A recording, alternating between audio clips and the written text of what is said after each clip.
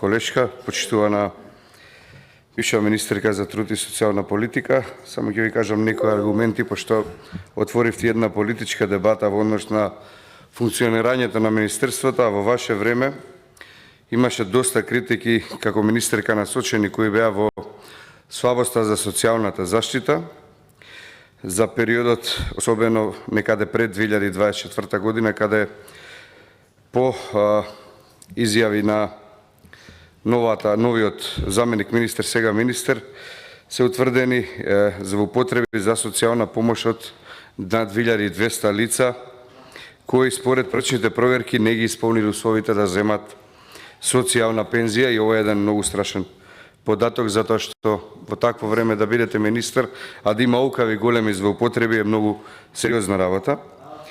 Имаше недоволна ефикасност на центрите за социјална работа. Знаеме дека тој период имаше критики од граѓани и организации за бавни постапки, недостиг на кадри и долги рокови при остварувањето на социјалните права.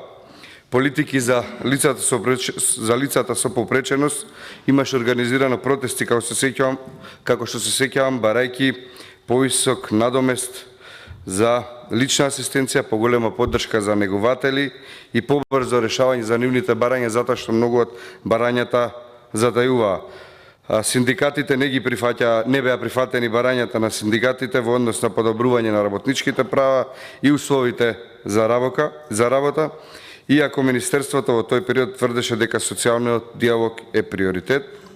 Немаше имплементација на реформи. Се сеќавам дека тогаш ние како опозиција и тврдевме дека не се исполнети очекувањата и реформите во социјалната заштита и во намалувањето на сиромаштијата и подобрување на услугите.